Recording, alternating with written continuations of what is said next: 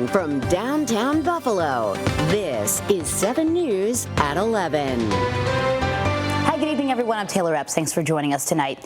New York State's Attorney General is pushing forward with her plans to protect children from social media dangers. Attorney General Letitia James is offering new guidance on how to implement the Safe for Kids Act or the Stop Addictive Feeds Exploitation Act. It was signed into law by Governor Kathy Hochul and requires social media companies to restrict their algorithms that personalize feeds and nighttime notifications for users under the age of 18. The rules released today outline how the companies must comply with the law by implementing age verification and parental consent on their social media platforms. In order for a social media company to operate in the state, users will have to prove if anyone is 18 years or older to access algorithmic feeds or those nighttime notifications. Now, there are a lot of questions about how exactly these rules will work, which is why tonight a local technology expert is walking me through the process as our neighbors weigh in on whether or not they want these restrictions for their kids. There should be some restrictions when it pertains to social media, absolutely, especially now. So let's have the conversation. Is scrolling safe?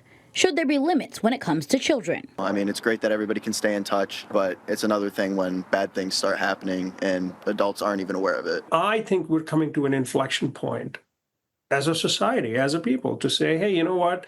Someone's got to do something about it. State leaders are doing something. What they're doing is implementing a law called the Safe for Kids Act. We now know how they're going to do it. Attorney General Letitia James rolled out proposed rules on Monday. I think there's a lot left to be, ironed out. But it's a great first step, I think. Cybersecurity expert Arun Vishwanath helped me break it all down. And they're leaving it to the social media companies to figure it out. So these companies would have to come up with a way to verify that users are 18. If not, they'll have restricted access. This means no nighttime notifications and no personalized algorithms. If a child is a child, they don't get algorithmic content pushed to them, but what they get is content that they have either subscribed to or that appears sequentially in some order that they have subscribed to. So how will you prove you're 18? So there's going to be either a school ID or some kind of a photograph, something that they can provide as an image is one of the things that they're talking about. You can also verify with an email or phone number. But when we talked to parents in Buffalo about this move from the state,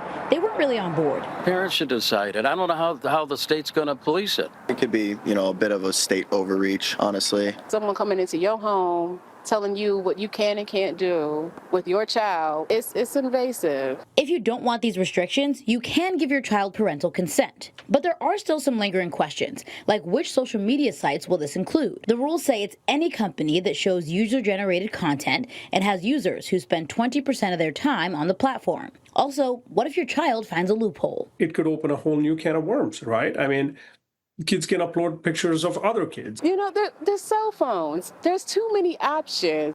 So again, this isn't set in stone just yet. A public comment period on these proposed rules is open for 60 days. The deadline to submit your comments is December 1st, 2025. Now, so many different opinions on these rules. We wanted to share some of your voices, some of you who reached out to us over on social media. Now, Marie believes it's a great idea as so many children are addicted to their phones and social media.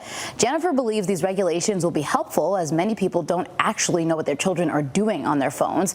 But many of you are disagreeing here, like Bev, who says this should be up to parents, not the government, or Irene, who says kids get around proof of age all the time. Are you looking to share your thoughts here? That conversation is happening right now over on our WKBW Facebook page.